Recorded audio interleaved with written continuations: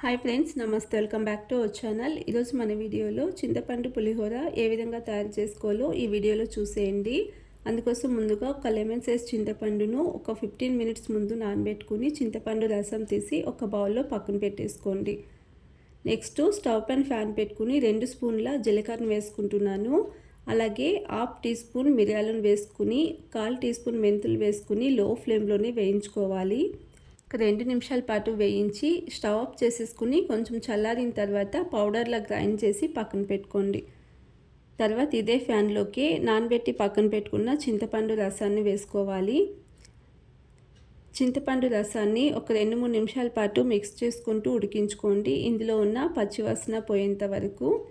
తర్వాత ఇందులోనే కొంచెం బెల్లం ముక్కను వేసుకుని రుచికి సరిపడా సాల్ట్ను వేసుకొని మిక్స్ చేసుకుంటూ మరో 2 నిమిషాల పాటు ఉడికించుకోండి. తర్వాత ఇందులో 4 పచ్చిమిర్చిని పొడవుగా కట్ చేసి వేసుకుంటున్నాను. అలాగే 5-6 వెల్లుల్లిపాయలని దంచి వేసుకోండి. కొంచెం కరివేపాకును కూడా వేసుకుని 1/2 టీ స్పూన్ పసుపును వేసుకుని మిక్స్ చేసుకుంటూ మరో 2-3 నిమిషాల పాటు ఉడికించుకోవాలి.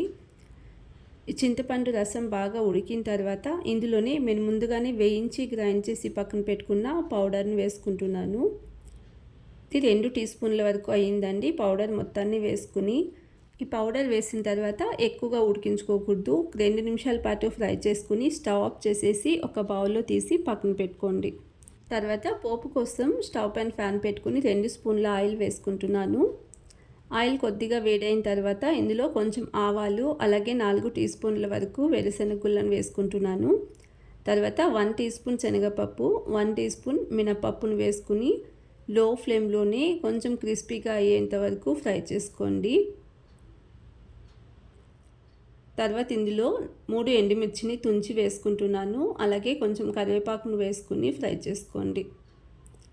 ఇవి లైట్గా ఫ్రై అయిన తర్వాత ఇందులోనే కొంచెం ఇంగువను వేసుకుని మిక్స్ చేసుకుని స్టవ్ ఆఫ్ చేసేసుకుని పక్కన పెట్టుకోండి. ఈ విధంగా పోపు రెడీ చేసి పక్కన పెట్టుకోండి.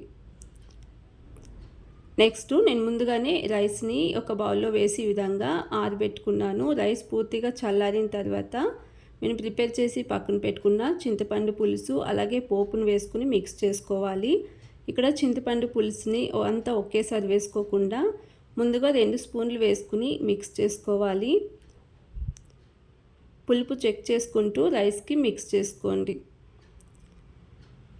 చేయితో బాగా మిక్స్ చేసుకోవాలి. రైస్కి పులుపు బాగా పట్టాలి. ఇలా చెక్ చేసుకుంటూ వేసుకుని మిక్స్ చేసుకుని చివరిగా పోపు వేసుకోవాలి. ఈ విధంగా చివరిగా పోపు వేసుకోవడం వలన వేరుశనగ గుళ్ళు, పప్పులు క్రిస్పీగా రైస్లో చాలా బాగుంటాయండి. తర్వాత ఇందులో కొంచెం చిన్నగా కట్ చేసుకున్న కొత్తిమీరని వేసుకుని మిక్స్ చేసుకుంటే చింతపండు పులిహోర రెడీ అండి. ఈ విధంగా చింతపండు రైస్ ప్రిపేర్ చేసుకుంటే చాలా చాలా టేస్టీగా ఉంటుంది.